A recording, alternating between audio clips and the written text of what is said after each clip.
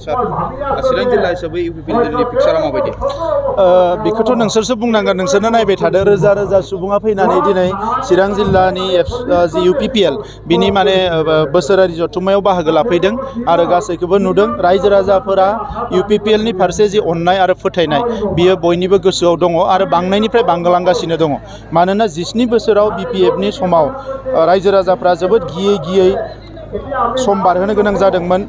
गावबा गावनि सम्पतिखौ लानानै गावबा गावनि माखासे थासारिफोरखौ लानानै जिउफोरखौ लानानै मानोना बै समनि थासारिया जोबोद गिलु बालुमोन दिनै मोनसे मोजां थासारि फैदों बे थासारिखौ लानानै दिनै रायजो राजाफ्रा मोजां मोनदों बर'आनो जा गुबुन हारियानो जा दा ओंखायनो दिनै लोब लोब बयबो ओंखारबोदों चिरां जिल्ला इउपिपिएलनि जथुम्मायाव आरो रायजो राजाफ्रा फैबाय थानाय समाव इउपिपिएलनि सरकारखौनो गोख्रोङै लाखिनो थाखाय दिनै बयबो समायखिरा लादों थिरांथा लादों मानोना बोसोरनैयाव इउपिपिएलआ जिखिनि खामानि मावबाय बे खामानिखौ 17 बोसोराव बिपिएफआ मालाबाबो मावनो हायाखै बिथांमोना मालाबाबो रायजोनि थाखाय साना रायजोनि थाखाय मावा पावारखौ लानानै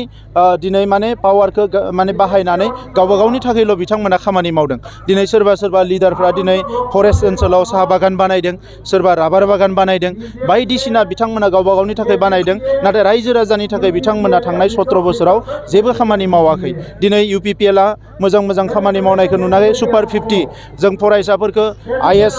खालामनो थाखाय दिल्लीयाव थिनहरदों बेखौ बिसोरो मावनो रोङाखैमोन जोङो फरायसाफोरखौ क'क्राझाराव आईआईटीनि थाखाय कचिं होदों बेखौ बिथांमोना मावनो रोङाखैमोन दिनै जोङो नलेज फेस्टिभेल खुंदों बेखौ लानानै बिथांमोना लाजिदों बिथांमोना दैजिं फेस्टिभेल खुंदोंमोन आरो दैजिं फेस्टिभेलाव मा जादोंमोन बेखौ नोंसोरो बयबो मिथिगौ आरो नलेज फेस्टिभेलाव मा जादों बेखौ बयबो मिथिगौ आईएसपीएल फुटबलनि जोङो मेट्च खुंदों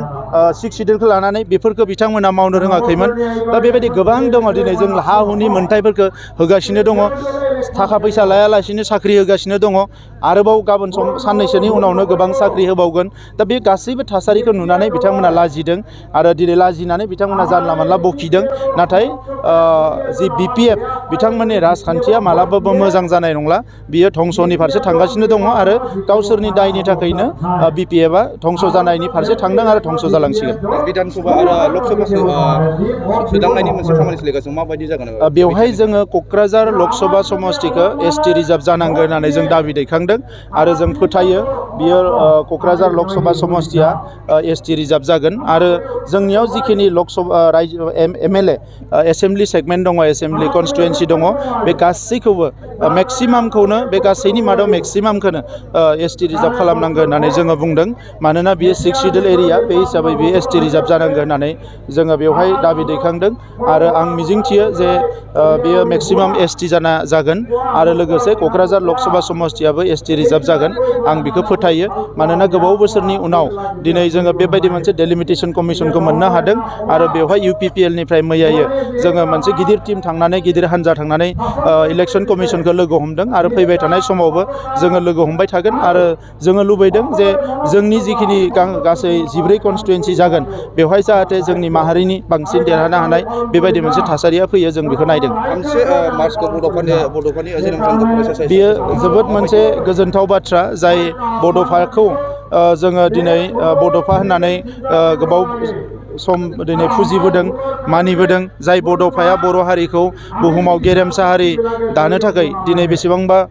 स्ट्रागल खालामनानै मुभमेन्ट खालामनानै दिनै मुलुगाव बड'फाया बर'खौ सिनायजानाय बे लेभेलाव लाबोनो हाबाय दा बे बड'फानि जोनोम सान 31 मार्चखौ आसाम सरकारा फरायसा सान हिसाबै फोसावबाय बिनि थाखाय एबसुआ गोलाव सम दाबि दैखांबोबाय दाबि दैखांसेयावबो थांनाय समाव जायाखैमोन आरो दुखुनांथावा बेसो जे बेवहाय बर'निनो सरकार दङमोन बिपिएफनि 17 बोसोर बिपिएफनि सरकारनि समाव मानो बड'फानि जोनोम सानखौ फरायसा सान बिथांमोना फोसावाखिसै बियो जोबोद दुखुनांथाव बाथ्रा दा दिनै जोंनि सरकार फैनायनि उनाव जोङो आसाम सरकारजों रायलायबाय दुलाराय बर' फरायसा आफादाबो नारसिनबाय लोगोनो थांनाय बोसोराव चिफ मिनिस्टारा क'क्राझाराव फैनानै दतमायाव फैनानै बड'फानि न'आव फैनानै थुलुंगाफुरियाव फैनानै बेखौ फोसावलांबाय आरो फैगौ 31 मार्चआव गाजा गोमजायै सारा आसाम नाङैनो बड'फानि जोनोम सानखौ फालिनाय जागोन आरो जोंबो बेखौ गाजा गोमजायैनो फालिगोन आरो जोंनि बड'फानि सानथौ सानस्रिया अराय सम मुलुगाव थांनानै थाथों आरो बड'फानि जि मोन्थोर थां आरो थांनानै थानो हो बे मोन्थोरजोंनो जों अराय सम दावगालांनो हाथों बड'फानि सोरगोआरि जिउ सोलेरा अराय सम सोरगोआव आलो गोजोनै थाथों जों बेखौ हास्थायो। आथिखालाव जोङो मोनसे बाथ्राखौ गोबाव जानाय खोनानो मोनदों जायनाखि आसामनि ट्राइबेल बर'फोरखौ एसटिनि मोनथायनिफ्राय बोख्लायनायनि मोनसे ट्राइबेल बर'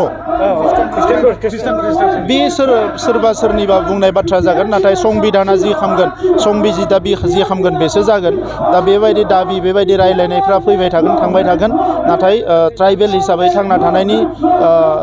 जे बर' मानसि हिसाबै जों ट्राइबेल हिसाबै थांना थाबोदों ट्राइबेल हिसाबै थांना थागोन।